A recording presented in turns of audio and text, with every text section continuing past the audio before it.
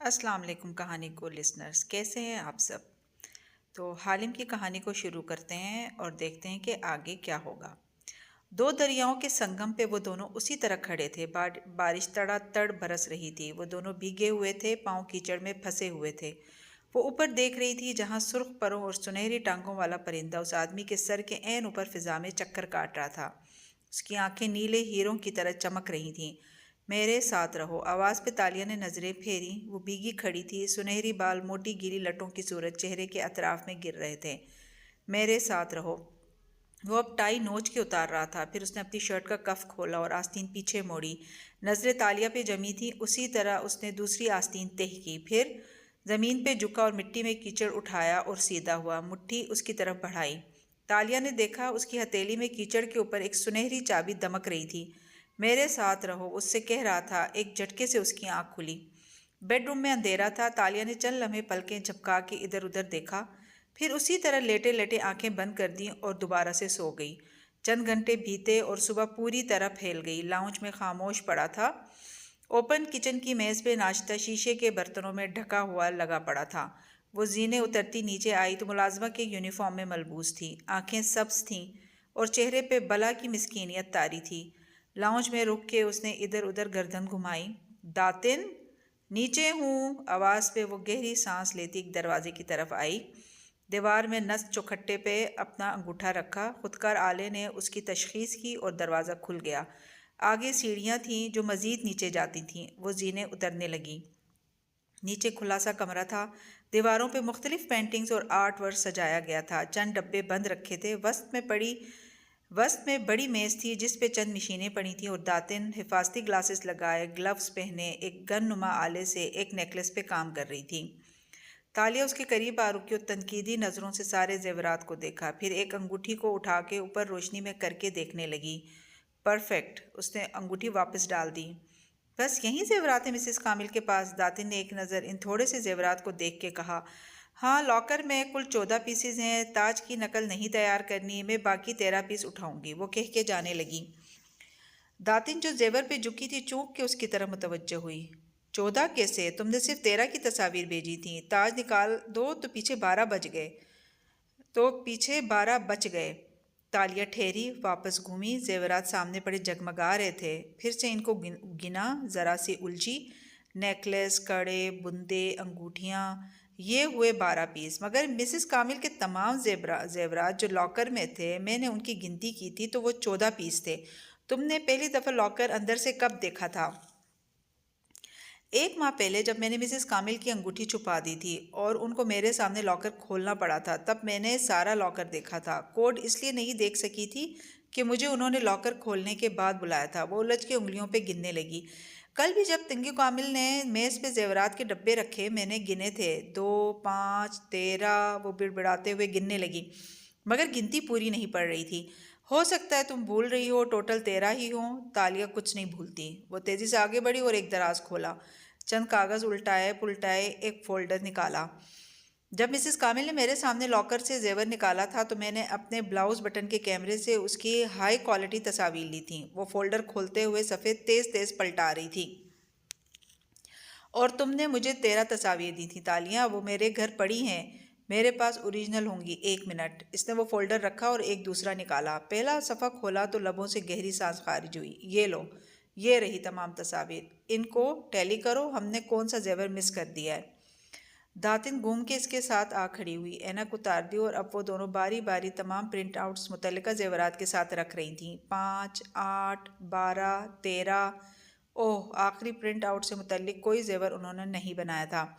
उसे देखते ही तालिया का जोश ठंडा पड़ गया। वो घड़ी के बॉक्स के जैसे शीशे के डब्बे में रखा एक सुनहरी सिक्का था। प्रिंट आउट पे इस बॉक्स की आगे पीछे से 4 तस्वीर ली गई थीं। ये तो कोई एंटीक है। दातिन कदरे जोश से झुकी, मगर तालिया ने बेदरी से कागज़ परे कर दिया। ऊपर देखो क्या लिखा है, मुजफ्फर शाह। ये मलाका सल्तनत के सुल्तान मुजफ्फर शाह के ज़माने का सिक्का है। तेंगू कामिल को आर्ट और हिस्ट्री में खासी दिलचस्पी है, इसलिए उन्होंने इसको संभाल रखा है। मगर हम इसे क्यों नहीं चुरा रहे? क्योंकि मुजफ्फर शाह के सिक्के आजकल कुआलालंपुर के हर मॉल से मिलते हैं और सारे नकली होते हैं। अभी इनके कोने खुरचो तो सफ़ेद रंग निकलने लगेगा। اور یہ بھاری ہوتے ہیں، جبکہ اصلی سکے اتنی ایجنگ اور آکسیڈیشن کے باعث ہلکے ہونے چاہیے۔ بالفرض یہ اصلی بھی ہوں تو اتنی ویلیو نہیں ہے ان کی، رہنے دو بیچاروں کے پاس ان کا سکہ۔ داتن نے ایک دوسری اینک اٹھائی اور اسے ناک پہ جما کے غور سے کاغذ پہ چھپی تصویر کو دیکھنے لگی۔ یہ واقعی اصلی سکہ نہیں ہے، وہ ناپسندیدگی سے بولی تھی۔ آج کل کے فراڈرز کو خدا کا کوئی خوف نہیں۔ ٹھیک ہے، میرے جیسے اعلیٰ درجے کے نکالے نہیں تراش سکتے وہ، میں جانتی ہوں، لیکن نقلی سکہ تیار کرتے وقت انسان کو چاہیے کہ ایک دفعہ اصلی سکہ بھی دیکھ لے، کیونکہ مظفر شاہ کے اصل سکوں پہ ایک طرف مظفر شاہ السلطان اور دوسری طرف نسین من الدنیا والدین، دنیا اور دین میں مددگار لکھا ہوتا ہے۔ اس پہ تو دونوں طرف مظفر شاہ السلطان لکھا ہے۔ داتن کے آخری فقرے پہ وہ منجمد ہو گئی، پھر اتنی تیزی سے گردن موڑی گویا برف چرخی ہو۔ دونوں طرف مظفر شاہ لکھا ہے؟ اس نے کاغذ داتن کے ہاتھ سے جھپٹا اور اس پہ بے قرار نگاہیں دوڑائیں۔ میں نے ایسا سکہ پہلے بھی دیکھا ہے، ہماری ایک واردات والی جگہ پہ یہ تھا، مگر میں نے اسے تب بھی چھوڑ دیا تھا۔ ہاں مجھے یاد ہے، نیشنل ہسٹری میوزیم میں ہے نا؟ میں نے بھی دیکھا تھا۔ تالیہ نے چونک کے سے دیکھا۔ نہیں، میں نجیب بن سلامت کی بات کر رہی ہوں۔ پچھلے سال جب میں نے اس کی پرائیویٹ آرٹ کلیکشن کے بارے میں ویژن دیکھا تھا اور ہم نے ان کے ذاتی سیف میں نایاب اینٹیک برتن چرائے تھے، تب ایسا سکہ وہاں بھی تھا۔ یقیناً ہوگا، مگر 3 سال پہلے جب تمہارے ہی ایک خواب پہ ہم نے نیشنل ہسٹری میوزیم والی واردات کی تھی، تب یہ وہاں ڈسپلے تھا، مگر میں نے اسے نظر انداز کر دیا تھا۔ تالیہ نے کرسی کھینچی اور وہیں بیٹھ گئی۔ اس کی آنکھوں میں شدید الجھن تھی۔ کیا سوچ رہی ہو؟ ایک جیسے بہت سے سکے مارکیٹ میں ہوتے ہیں۔ نہیں، کچھ غلط ہے اس سب میں۔ اس نے نفی میں سر ہلایا۔ ہمارے سامنے یہ سکہ تیسری دفعہ آ رہا ہے، مگر ہم نے اسے نہیں چرایا۔ ہم واردات کی جگہ سے چند چیزیں ہی چراتے ہیں، ہر چیز تو نہیں اٹھا سکتے نا تالیہ۔ بات یہ نہیں ہے، مسئلہ یہ کہ پچھلے سال ایسا ہی سکہ نجیب بن سلامت کے پاس تھا، اس کا باکس بھی یہیں تھا۔ داتن نجیب بن سلامت ہماری وجہ سے دیوالیہ ہو گیا تھا اور اس نے اپنی بہت سی آرٹ کلیکشن کو آکشن پہ ڈال دیا تھا۔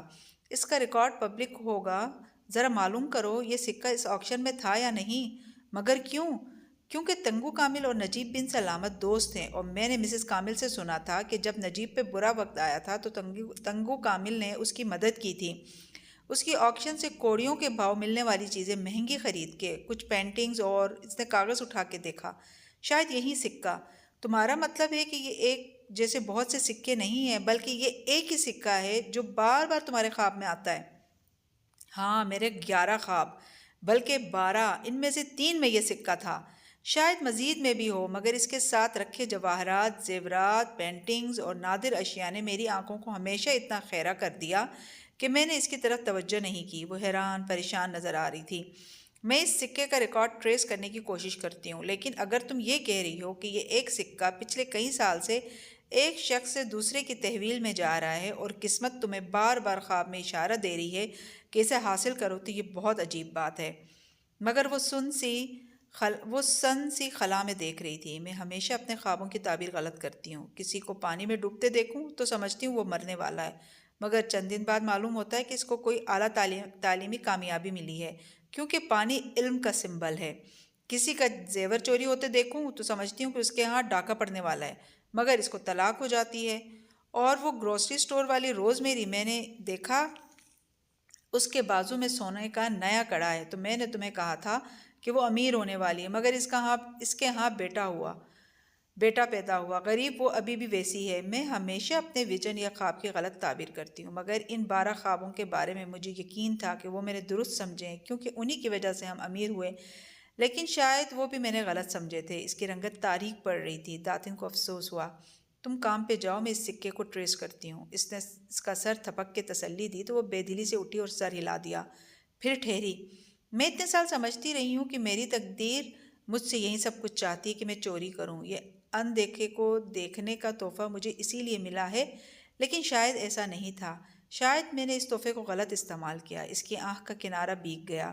تالیہ، داتن نے آگے بڑھ کے اسے شانوں سے تھاما، ہم اس سکے کو ڈھونڈ لیں گے اور اس کو حاصل بھی کر لیں گے، تم فکر نہ کرو۔ اب کام پہ جاؤ اور مجھے میرا کام کرنے دو۔ تالیہ نے اس بات میں سر ہلا دیا اور ہتھیلی کی پشت سے آنکھیں رگڑ لیں۔ اسے کام سے دیر ہو رہی تھی۔ تنگو کامل کی رہائش گاہ پہ صبح صبح سے روزمرہ کے کام شروع ہو چکے تھے۔ کچن میں تالیہ اور ایک دوسری ملازمہ کھڑی کام میں مصروف تھیں۔ بٹلر ٹرالی کو اپنی نگرانی میں سیٹ کروا رہا تھا اور ساتھ میں فون پہ بات بھی کر رہا تھا۔ ایسے میں تالیہ بے دھیانی سے جگ میں جوس انڈیل رہی تھی۔ چہرے پہ ابھی تک وہیں الجھن چھائی تھی اور ہاتھ سست پڑ رہے تھے۔ مارے باندھے اس نے جگ کو ٹرے میں رکھا اور آگے بڑھ گئی۔ ڈائننگ ٹیبل پہ تنگو کامل سربراہی کرسی پہ بیٹھے خوش مزاجی سے دائیں ہاتھ جلوہ گر اپنی بیوی سے محو گفتگو تھے۔ بچے بھی ناشتہ کر رہے تھے۔ ایسے میں وہ جوس لے کر آئی تو دونوں میاں بیوی نے خوشگوار مسکراہٹ سے اسے دیکھا۔ کیسی ہو تالیہ، اور تمہارے گھر والے کیسے ہیں؟ ٹھیک ہیں سب، تھینک یو سر، اس نے ادب سے سر جھکایا۔ میں بیگم سے کہہ رہا تھا کہ اس ماہ سے تالیہ کی تنخواہ بڑھا دی جائے۔ شکریہ سر، وہ مصنوعی مسکراہٹ اور تشکر کے ساتھ بولی اور اس کے گلاس میں جوس ڈالنے لگی۔ تالیہ، مجھے مارکیٹ جانا ہے، تم میرے ساتھ آؤ گی؟ مسز کامل نے کہا تو اس نے سر کو ادب سے خم دیا اور کچن میں آ گئی تاکہ جلدی جلدی کام نپٹا لے۔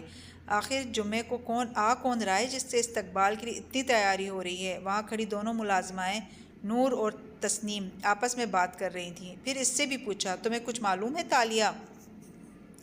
نہیں، وہ سادگی سے کہہ کے برتن دھونے لگی۔ میری جیسی رچ گرل اس وقت ان کے جھوٹے برتن دھو رہی ہے۔ مجھے فی الحال یہی معلوم ہے، جلدے دل کے ساتھ اس نے سوچا تھا۔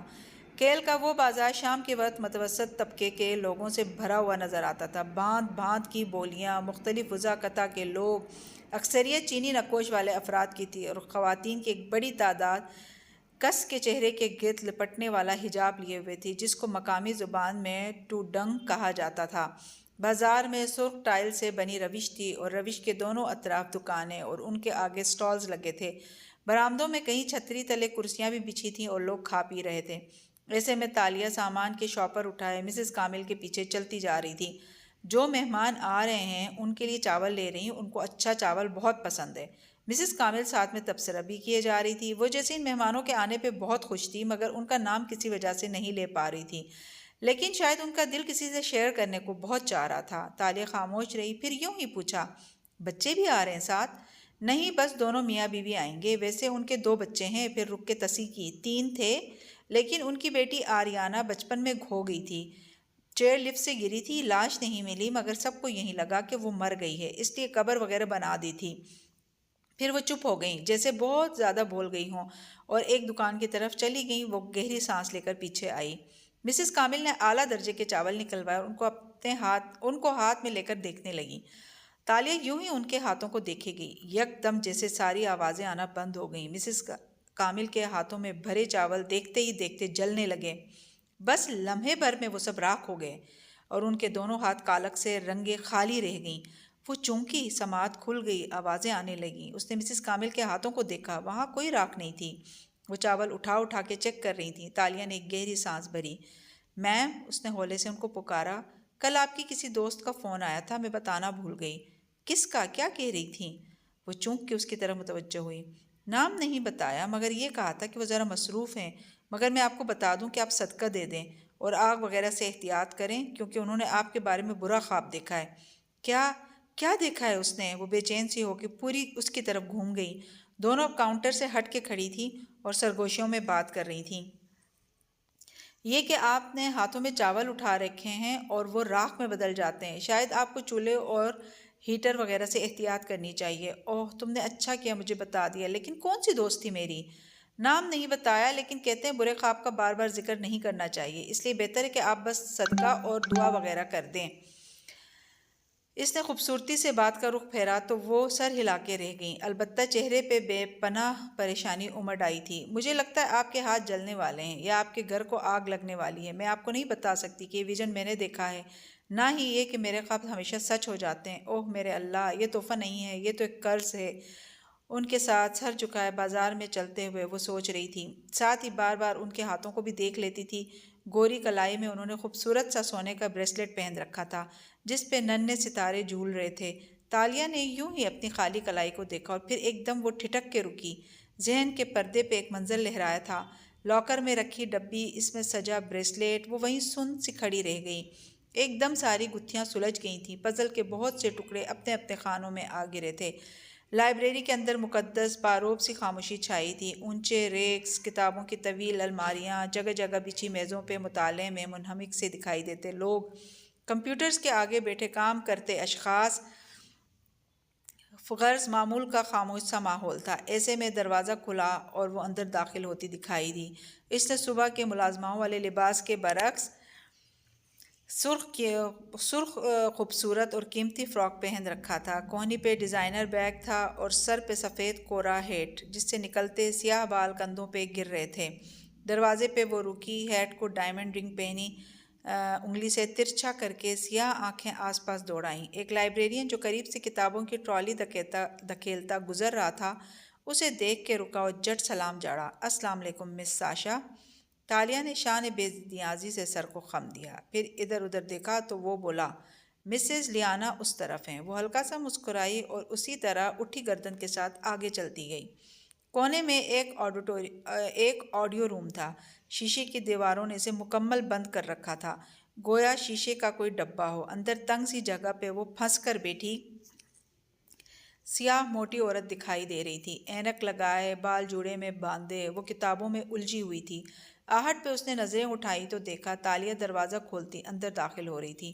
اتنے سالوں سے یہاں کام کر رہی ہو داتن، اور ایک ڈھنگ کا آفس بھی نہیں دیتے یہ تمہیں؟ وہ مسکراہٹ کے دبا کے کہتی، سامنے کرسی کھینچ کے بیٹھی، پرس میز پہ رکھا اور ہیڈ کو مزید ترچھا کیا تو چہرہ اور سیاہ مسکراتی آنکھیں مزید واضح ہوئیں۔ لیانا بنت دانش صابری کے پاس اتنی دولت ہے کہ وہ چاہے تو یہ پوری لائبریری خرید لے۔ خشمگین نگاہوں سے اسے گھور کے وہ بولی تو تالیہ نے ابرو اونچا اٹھایا، پوری؟ چلو آدھی صحیح، داتن نے ڈٹائی سے تصدیق کی، پھر ناک سے مکھی اڑائی۔ اور تمہاری یہ تنقیدی نظریں جو میرے اس کوزی آفس کو پچھلے 20 سیکنڈ سے ملامت کر کے میرے اوپر ترس کھا رہی ہیں نا، میں ان کو کھلے دل سے معاف کر دوں گی، کیونکہ تم بھول رہی ہو کہ یہی وہ ڈبہ ہے جس میں بیٹھ کے ہم نے وہ تمام کام پلان کیے تھے جن کے باعث تم آج اس اونچے محل میں رہ رہی ہو۔ لگتا ہے بڑے زور کی لگی ہے۔ تالیہ نے افسوس سے سر دائیں بائیں ہلایا۔ داتن نے چپتی نظریں اس پہ جمائے ناک زور سے سکوڑی۔ میں سن تزو کی ماننے والی ہوں، اور وہ کہتا تھا کہ جب امیر ہو تب غریب نظر آؤ، جب غریب ہو تب امیر۔ اس نے یہ فکرت طاقتور اور کمزور کے بارے میں کہا تھا، مگر اس کا مطلب یہی تھا جو میں نے بیان کیا ہے۔ اچھا چائے نہیں پلاؤ گی؟ وہ بور سی ہو کر ادھر ادھر دیکھنے لگی۔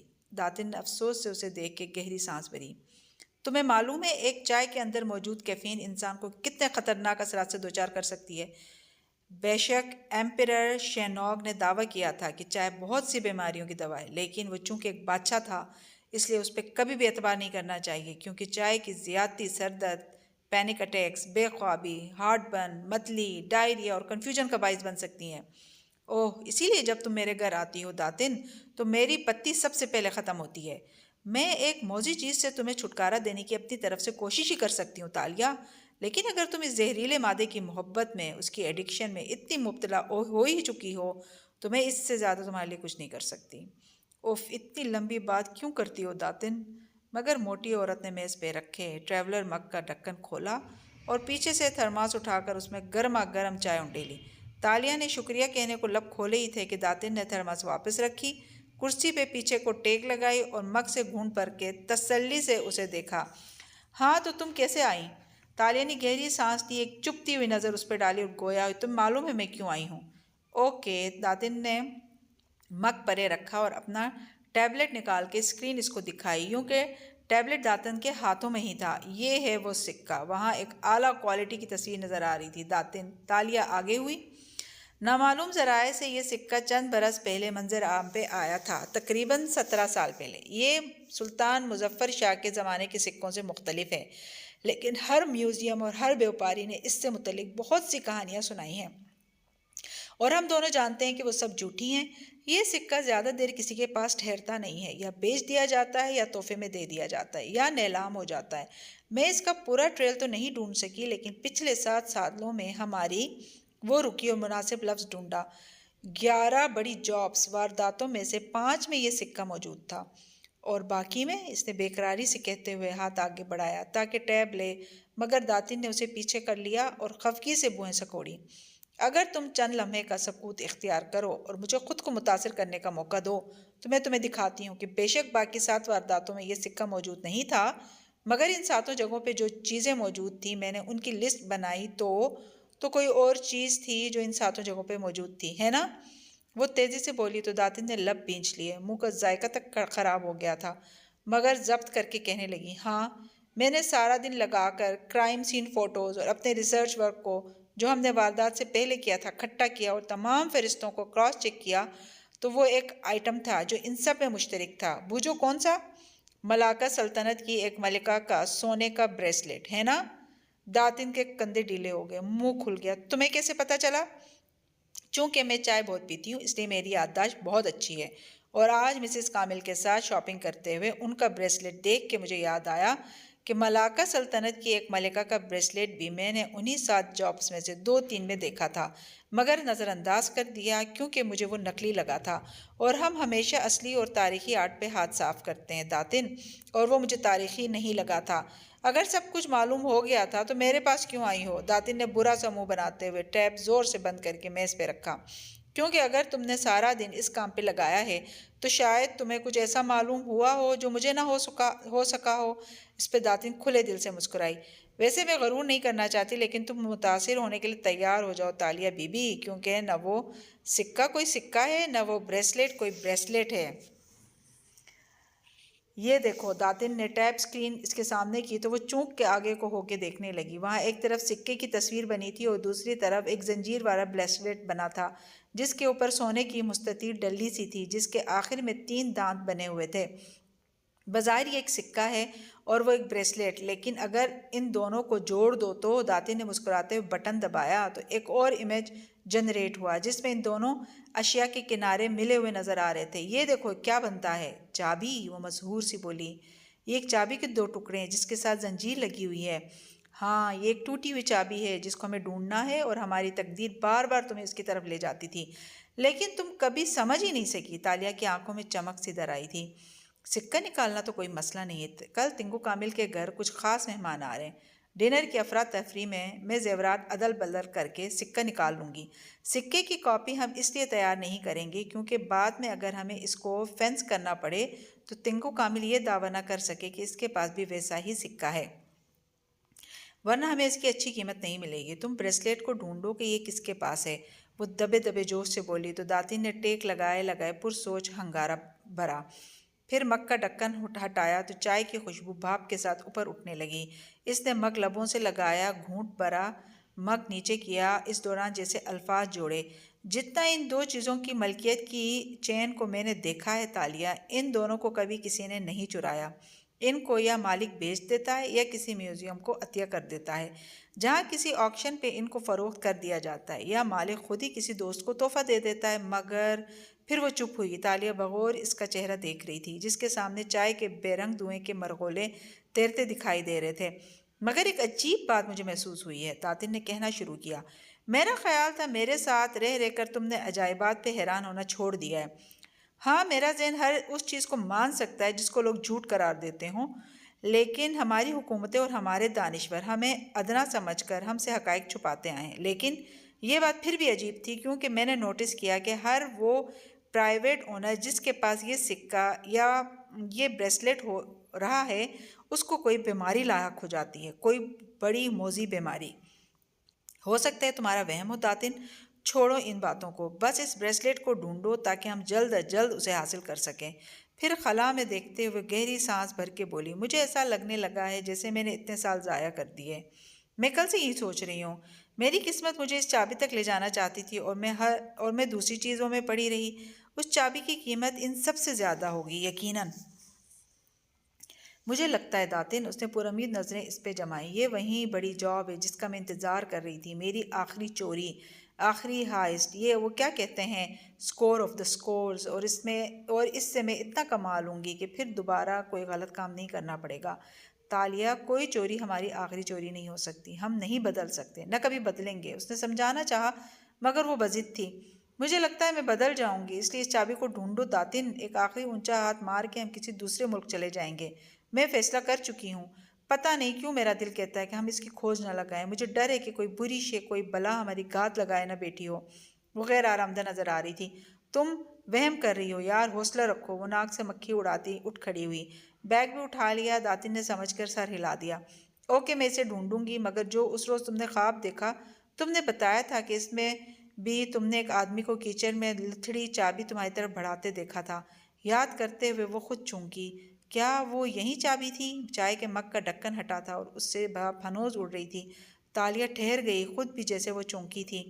ہاں وہ یہی تھی۔ اس نے ٹیبلٹ اٹھا کے پھر سے چابی کو غور سے دیکھا۔ اسے کچھ یاد آیا تھا، ایک ننھی کلائی پہ بندھا بریسلیٹ۔ پزل کا ایک اور ٹکڑا عین اپنی جگہ پہ آ گرا تھا۔ ویسے وہ آدمی کون تھا تالیہ؟ داتن نے تجسس سے پوچھا، مگر وہ سن نہیں رہی تھی، وہ کہیں اور گم تھی۔ میں نے یہ بریسلیٹ دیکھ رکھا ہے پہلے، مجھے پتہ ہی کس کا تھا۔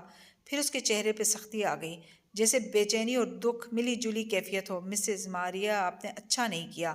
اس نے ٹیبلٹ پٹخا اور تن فن کرتی باہر نکل گئی۔ داتن حیرت سے اسے جاتی دیکھتی رہی۔ اسے کیا ہوا؟ اگلی صبح جب کوالالمپور کی بلند بالا عمارتیں دھوپ میں سینہ تانے کھڑی تھیں اور نمی سے بوجھل فضا نے ماحول میں حبس سا پیدا کر رکھا تھا، شہر کے مفلوق الحال علاقے میں فلیٹ بلڈنگز کی بالکونیوں میں رسیوں پہ کپڑے سوکھتے دکھائی دے رہے تھے۔ اتوار کے باعث شاید ساری عمارتوں کی عورتوں نے واشنگ مشین لگا رکھی تھی۔ ایسے میں تالیہ بنت مراد ایک فلیٹ بلڈنگ کی گندی میلی سیڑھیاں چڑھ رہی تھی۔ وہ مالے طرز کا حجاب پہنے ہوئی تھی، اسکرٹ اور لمبی قمیض جیسا لباس، اور اس کے اوپر کس کے لیا گیا اسکارف جس پہ مزید ایک دوپٹہ پھیلا رکھا تھا۔ آنکھوں پہ نظر کا چشمہ لگا تھا اور وہ پہلے سے مختلف نظر آ رہی تھی۔ تیسری منزل کے ایک دروازے کے سامنے وہ رکی اور بیل بجائی۔ آ رہی ہوں، عورت کی آواز سنائی دی، جیسے وہ تکلیف میں آہستہ آہستہ چلتی دروازے تک آ رہی ہو۔ پھر دروازہ کھل گیا اور ایک ادھیڑ عمر عورت نظر آئی جس کا چہرہ کریلے کے خول کی مانند جھریوں زدہ تھا اور سفید سرمئی بال چوٹی میں گھندے تھے۔ نظر کے موٹے چشمے سے اس نے سامنے کھڑی لڑکی کے چہرے کو دیکھا تو چہرہ کھل اٹھا۔ تالیہ، آؤ آؤ، بڑے عرصے بعد آئی تم، آ جاؤ۔ انہوں نے خوشی سے اسے راستہ دیا۔ وہ سلام کر کے سر جھکائے اندر داخل ہوئی۔ وہ تنگ و تاریک سا فلیٹ تھا۔ سامنے ایک لاؤنج نما چھوٹا سا کمرہ تھا جس میں صوفے رکھے تھے۔ خاتون گھٹنوں کے درد کے باعث ٹیڑھی سیدھی چلتی آگے آئی، صوفوں سے کپڑے ہٹائے اور بیٹھنے کو جگہ بنائی۔ آؤ بیٹھو، آج مشین لگا رہی تھی تو سارا گھر کپڑوں سے بھرا پڑا ہے، حالانکہ ایک میرے کتنے کپڑے ہوتے ہیں۔ تم بیٹھو، میں شربت لاتی ہوں۔ Okay Mrs Maria. وہ مسکرا کے بیٹھ گئی۔ وہ گئی تو اس کے چہرے کی مسکراہٹ غائب ہوئی، وہ اس پہ خفگی نظر آنے لگی، جسے اس نے پھر سے مصنوعی مسکراہٹ کے پردے میں چھپا لیا۔ کچھ دیر بعد وہ اس کے سامنے شربت کی ٹرے رکھ رہی تھی۔ اتنا اچھا لگتا ہے تمہیں یوں دیکھ کے، ابھی تک اسکول میں پڑھا رہی ہو؟ جی، وہ مسکرا کے بولی، دینیات اور میتھس پڑھاتی ہوں۔ وہ نظریں جھکا کے شرافت سے بولی تھی۔ شوہر، بچے سب ٹھیک ہیں؟ جی، بچے اسکول گئے ہوئے تھے تو میں وقت نکال کے آ گئی۔ اسکام آرٹسٹ کی مسکراہٹ ویسی ہی سادہ تھی۔ کبھی ان کو ساتھ بھی لے آؤ مجھ سے ملوانے، صرف تصویریں دکھائی ہیں تم نے اب تک، انہوں نے شکوہ کیا۔ بس جب آپ سے ملتی ہوں تو اپنا آپ بھی بچہ لگنے لگتا ہے۔ آپ یتیم خانے کی منتظم تھیں اور 3 سال میرا وہاں خیال رکھا تھا آپ نے۔ آپ کے ساتھ بیٹھ کے پرانی باتیں یاد کرنے کا دل کرتا ہے مسز ماریہ۔ بات موڑ دی۔ خوش رہو، جیتی رہو، انہوں نے گہری سانس لی۔ جو بچے چھوڑ جاتے ہیں یتیم خانہ وہ کبھی واپس نہیں آتے، مگر جس طرح تم واپس آ جاتی ہو، پیسے بھیجتی رہتی ہو، دل بہت خوش ہوتا ہے۔ شربت سے بھرا گلاس دونوں کے درمیان انچھوا رکھا تھا۔ تالیہ نے اس کی طرف ہاتھ نہیں بڑھایا، بس نظریں ان کے بیمار زرد چہرے پہ جمائے رکھیں۔ مسز ماریہ، آپ کو کبھی علم نہیں ہو سکا کہ مجھے وہاں کون چھوڑ گیا تھا؟ یہ معمہ میں بھی کبھی حل نہیں کر سکی۔ رات کو چرچ بند ہوتا تھا، صبح جو پہلا بندہ ادھر گیا اس کو تم وہیں ملی تھی۔ مجھے وہ سب یاد ہے۔ وہ اتوار کا دن تھا، آپ عبادت کے لیے جلدی آ گئی تھی اور مجھے روک کے کچھ پوچھا تھا آپ نے۔ ہاں، پھر میں تمہیں یتیم خانے لے آئی، وہیں پولیس بھی بلائی، مگر کوئی بھی تمہارے ماں باپ کو نہیں ڈھونڈ سکا تھا۔ تمہارے کپڑے عجیب سے تھے، پھٹے پرانے، میلے کچیلے۔ تمہیں میں نے نئے کپڑے دیے، تمہیں تیار کیا، اور وہ یاد کر کے ذرا جوش سے بولی جا رہی تھی کہ تالیہ ایک دم بولی، مجھے میرے ماں باپ مل گئے مسز ماریہ۔ مسز ماریہ رکی، منہ کھل گیا، بے یقینی سے تالیہ کو دیکھا جس کی اینک کے پیچھے چھپی آنکھوں میں موٹے موٹے آنسو تیر رہے تھے، اور وہ خوشی سے بتا رہی تھی، ایک ویب سائٹ گمشدہ بچوں کو ان کے ماں باپ سے ملاتی ہے۔ میں نے اپنے بچپن کی تصویر ڈالی تو ایک جوڑے نے مجھ سے رابطہ کیا، وہ مالے ہیں مگر امریکہ میں رہتے ہیں۔ میں نے ان کو اپنی ڈی این اے رپورٹ بھیجی تو وہ میچ کر گئی، اب میں امریکہ جا رہی ہوں۔ واؤ تالیہ، واؤ! وہ خوشگوار سی گرم شوشی سے اس کا ہاتھ دبائے کہنے لگی، میں بہت خوش ہوں تمہارے لیے، یہ تو انہونی ہو گئی، مگر اس وقت وہ کیوں نہیں آئے تمہیں کلیم کرنے؟ ان کی مجبوریوں کی لمبی داستان ہے، وہ کہتے ہیں کہ مجھے اغوا کیا گیا تھا، لیکن وہ ٹھہری۔ آواز رازدارانہ سرگوشی میں بدلی اور آگے کو جھکی۔ انہوں نے $20,000 کا انعام دینے کا وعدہ کیا ہے میرے کیئر ٹیکرز کو۔ میری لاہور والی فیملی اتنی اچھی نہیں تھی، میں نہیں چاہتی یہ انعام ان کو ملے، میں چاہتی ہوں یہ یتیم خانے کے لوگوں کو ملے، یعنی آپ کو ملے۔ اسکام آرٹسٹ نے پہلا پتا پھینکا۔ $20,000؟ ان کی آنکھیں کھل گئیں۔ جی مسز ماریا، وہ بہت امیر لوگ ہیں، میرے بعد ان کی اولاد نہیں ہوئی، وہ خوشی میں کر رہے ہیں یہ سب، مگر ایک مسئلہ ہے۔ کیا؟ ان کی سانس اٹک گئی۔ وہ چاہتے ہیں کہ میں یہ ثابت کر دوں کہ آپ واقعی مجھے چرچ میں ملی تھیں۔ ظاہر ہے اتنی بڑی رقم دینے سے پہلے ان کو گارنٹی چاہیے کہ آپ واقعی میری کیئر ٹیکر تھیں یا نہیں۔ میں کیسے ثابت کروں؟ وہ بالکل سیدھی ہو کر بیٹھ گئی تھی اور مارے جذبات کے اس کے ہاتھ پکڑ لیے تھے۔ آپ کوئی نشانی بتا سکتی ہیں، کوئی ایسی بات جو صرف آپ کو ہی معلوم ہو سکتی ہو؟ اصل میں اس نے لہجے کو سرسری بنایا، نگاہیں ایک لمحے کو بھی خاتون کے چہرے سے نہیں ہٹائی تھیں۔ کل میں مال میں ایک بریسلیٹ دیکھ رہی تھی تو مجھے یاد آیا چرچ کا منظر۔ میری یادداشت اچھی ہے کافی، چرچ سے لے کر اب تک سب یاد ہے مجھے۔ پہلے یہ بات مجھے اہم نہیں لگی تھی، مگر کل اپنے ماں باپ کے ملنے کے بعد مجھے یاد آیا کہ میری کلائی میں ایک بریسلیٹ تھا جس پہ سونے کی ایک چابی بنی تھی۔ صرف پہلے منظر میں مجھے وہ یاد ہے، پھر وہ پتہ نہیں کہاں گیا۔ اگر آپ اس کے بارے میں کچھ بتا دیں تو۔ وہ بنا پلک جھپکے مسز ماریا کو دیکھ رہی تھی جن کا چہرہ ایک دم پھیکا پڑا تھا۔ وہ چپ ہو گئیں۔ چلیں اگر آپ کو نہیں یاد تو کوئی بات نہیں، میں اپنے والدین کو یتیم خانے والے قاسم صاحب کا نام دے دیتی ہوں۔ تاکہ وہ اٹھنے لگی تو انہوں نے جلدی سے اس کا ہاتھ تھاما۔ نہیں، قاسم نے کیا کیا ہے تمہارے لیے؟ مجھے یاد ہے، میں بتاتی ہوں۔ انہوں نے ہڑبڑا کے اسے روکا۔ تمہارے ہاتھ میں ایک بریسلیٹ تھا، اصل میں وہ چابی تھی جس کی سنہری چین کو تم نے کلائی پہ پہن رکھا تھا۔ میں نے وہ تمہارے ہاتھ سے اتاری تو وہ ایک دم ٹوٹ گئی۔ مجھے نہیں پتا تالیہ کیسے ہوا، مگر اس کے 2 ٹکڑے ہو گئے، سکہ الگ ہو گیا اور بریسلیٹ پہ ڈلی سی رہ گئی۔ مجھے تمہاری نگہداشت کرنی تھی، تمہارے لیے یتیم خانے میں جگہ بنانی تھی، فنڈز نہیں تھے، میں کیا کرتی تالیہ؟ It's okay. تالیہ نے نرمی سے ان کے گھٹنے پہ ہاتھ رکھا۔ آپ نے وہ چرا لیا کیونکہ آپ کو پیسے چاہیے تھے، میں اس بات کو سمجھ سکتی ہوں۔ پھر اس نے سیل فون کی اسکرین سامنے کی۔ کیا وہ ایسا تھا؟ انہوں نے غور سے اسکرین کو دیکھا۔ ہاں، جہاں تک مجھے یاد پڑتا ہے کوئی ایسا ہی ڈیزائن تھا۔ اتنے سال ہو گئے، اب یادداشت جواب دینے لگی ہے۔ آئی ایم سوری، مگر میری مجبوری تھی۔ ان کی آنکھوں میں آنسو آ گئے۔ میرا ایک رشتہ دار سونار تھا، میں نے وہ اس کو بیچ دیا۔ وہ عجیب سی چیز تھی، مجھے اس سے خوف آتا تھا، مگر اس کے جانے کے بعد تم چپ ہو گئی۔ بالکل۔ تالیہ نے بے اختیار صوفے کی گدی مٹھی میں بیچ لی۔ اس کا سانس اٹک گیا تھا۔ اس کے بعد چپ ہوئی؟ مگر آپ لوگ تو کہتے تھے کہ میں ہمیشہ سے چپ تھی، مجھے کچھ یاد نہیں تھا۔ نہیں، پہلے چند منٹ جب تک تمہارے ہاتھ میں بریسلیٹ تھا تم نے کچھ باتیں کی تھیں، وہ تمہارے ہاتھ میں چمکتا تھا جیسے اس سے روشنی نکلتی ہو۔ میں نے اسے تمہاری کلائی سے اتارا تو وہ بجھ گیا اور چابی 2 ٹکڑے ہو گئی۔ مجھے اس سے خوف آیا تھا تالیہ۔ میں نے کیا باتیں کی تھیں؟ اس نے روندے گلے سے پوچھا تھا۔ صحیح الفاظ یاد نہیں، اتنے سال بیت گئے اب تو تالیہ، مگر اتنا یاد ہے کہ تم نے کہا تھا گاؤں والے مصیبت میں ہیں، تم ان کے لیے مدد لینے آئی ہو ورنہ وہ سب مر جائیں گے۔ تم نے کہا تھا تمہیں ان سب کو بچانا ہے۔ میں نے پوچھا یہ تمہارے ہاتھ میں کیا ہے تو تم نے کہا یہ میرے بابا نے مجھے دی ہے۔ میں نے تمہارا نام پوچھا تو تم نے کہا تالیہ بنت مراد، لیکن جب میں نے وہ بریسلیٹ اتارا تو تم خاموش ہو گئی، جیسے تمہیں سب بھول گیا ہو۔ تالیہ کی آنکھوں میں آنسو چمکنے لگے، مگر اب کی بار وہ اصلی آنسو تھے۔ اور کچھ؟ اور مجھے یاد نہیں۔ کیا یہ کافی ہوگا تمہارے ماں باپ کو یقین دلانے کے لیے؟ وہ چونکی، پھر اپنی کور سٹوری یاد آئی تو زبردستی مسکرائی۔ میں ان کو بتا دوں گی، اب میں چلتی ہوں۔ وہ کھڑی ہو گئی۔ انعام کی رقم کب تک ملے گی؟ وہ بے قراری سے اس کے ساتھ کھڑی ہوئی۔ وہ بدقت مسکرا کے ان کو تسلی دلانے لگی۔ رات اس پوش علاقے پہ اپنے پر پھیلائے اتری تو حالم کے اس اونچے عالیشان گھر کی بیرونی بتیاں جگمگاتی دکھائی دینے لگیں۔ لاؤنج میں البتہ اندھیرا تھا، صرف بڑی سی ٹی وی اسکرین چمک رہی تھی جس کے سامنے وہ دونوں صوفے پہ بیٹھی تھیں۔ داتن نے سیاہ کھلا لباس پہن رکھا تھا اور ٹانگوں کی کینچی بنا رکھی تھی۔ گود میں پاپ کارن کا پیالہ تھا جس سے وہ بھنے ہوئے تازہ خستہ پاپ کارن نکال کر منہ میں ڈال رہی تھی۔ نظریں اسکرین پہ جمی تھیں جہاں ایک مالے گیم شو چل رہا تھا۔ ایک فیملی گھر جتنے ہی والی تھی اور داتن کی سانس رک رک کے آ رہی تھی۔ 7 پیر اوپر کر کے بیٹھی تالیہ دور خلا میں گھور رہی تھی، گم سم کسی اور دھیان میں۔ سیاہ بال ہیئر بینڈ لگا کر پیچھے کر رکھے تھے اور سفید شرٹ پہن رکھی تھی۔ انگلی بے مقصد سی صوفے کے ہاتھ پہ بنے ڈیزائن پہ پھیر رہی تھی۔ آخری راؤنڈ، اف اللہ! داتن ذرا آگے ہوئی۔ وہ چابی میری تھی داتن، وہ میرے باپ نے بنائی تھی۔ داتن چونکی اور گردن اس کی طرف پھیری۔ वो उसी तरह सोफे के डिज़ाइन पे उंगली फेरती बेखुद सी बोले जा रही थी। सियाह आंखों में ज़माने भर की उदासी थी।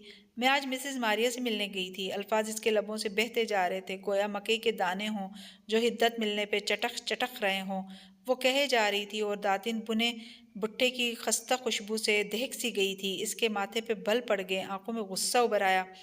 उसने तुम्हारा ब्रेसलेट बेच दिया? उफ उफ, खबरदार जो आइंदा तुमने मिसेस मारिया की कोई माली मदद की। क्यों? क्योंकि वो एक बददियानत चोर है। और मैं क्या हूँ? इसने सादगी से दातिन को देखा तो वो नाक सकोड़ के रह गई। इस औरत ने 3 साल मेरा ख्याल रखा, जब मुझे कोई और लेने नहीं आया। मुझे इन पे थोड़ा गुस्सा आया था, मगर मुझे इनसे गिला करने का कोई हक नहीं है। खैर, अब क्या करना है? तुम ब्रेसलेट तलाश करो, मैं सिक्के को तिंगो कामिल के लॉकर से चोरी करती हूँ। कल जब मेहमानों का रश होगा तो मैं मौका देख के स्टडी में चली जाऊंगी। क्या तुम वो चाबी सिर्फ पैसों के लिए चुराना चाहती हो, तालिया? तालिया ने गहरी सांस ली, दातिन को देखा, मुट्ठी भर के प्याले से पॉपकॉर्न उठाए। जब तक मुझे याद नहीं आया था कि वो मेरी चाबी है, मैं इसे दौलत के लिए यही चुराना चाहती थी, मगर अब। इसने स्क्रीन को देखते हुए पॉपकॉर्न फांके और बंद होंठ हिलाते हुए उन्हें चबाने लगी। लम्हे भर को लाउंज में सन्नाटा छा गया। दातिन इसके चेहरे को देख रही थी जो टीवी स्क्रीन की नीली रोशनी में दमक रहा था। मगर अब शायद मुझे मेरे तमाम सवालों के जवाब भी मिल जाएंगे। मैं कौन हूँ, कहाँ से आई हूँ, सब मालूम हो जाए। और तुम्हारे माँ बाप, तुम इनसे नहीं मिलना चाहती? और वो गांव वाले जिनका तुमने जिक्र किया था? सच कहूँ तो नहीं दातिन, मैं अपनी ज़िंदगी में खुश हूँ। मुझे उनसे नहीं मिलना और मैं ये भी नहीं चाहती कि वो देखें मैं क्या बन गई हूँ। तलखी से मुस्कुरा के वो स्क्रीन को देखने लगी। इसका जहन कहीं और था। मिसेस मारिया की आवाज़ हर जगह गूंज रही थी। तुमने कहा था गांव वाले मुसीबत में हैं, तुम उनके लिए मदद लेने आई हो, वरना सब मर जाएंगे। तुमने कहा था तुम्हें इन सबको बचाना है। मगर उसने सर झटका। मुझे मुझे किसी को नहीं बचाना, मुझे किसी की मदद नहीं करनी। अब तक तो सब मर खप गए होंगे। मुझे सिर्फ चाबी को अच्छे दामों बेचना है। तारीखी नवादरात महंगे दामों बिक जाते हैं। मेरे ख्वाब, एक जजीरे पे एक ऊंचा महल, बस मुझे यही सोचना है। वैसे कल कौन आ रहे तिंगो कामिल के घर? दातिन की बात ने इसको गहरी सोच से निकाला। पता नहीं, इसने शाने उचकाए। जब बड़े लोग लोगों के घरों में आते हैं तो हम छोटे लोगों को तफसीलात नहीं बताते, सिक्योरिटी प्रोटोकॉल। मगर दातिन जवाब सुने बिना स्क्रीन की तरफ मुतवज्जो हो चुकी थी। फैमिली आखिरी राउंड में थी, घर जीतने के बहुत करीब। तो लिसनर्स, बताइएगा कि आपको स्टोरी कैसी लगी। उम्मीद है कि बहुत अच्छी लगी होगी।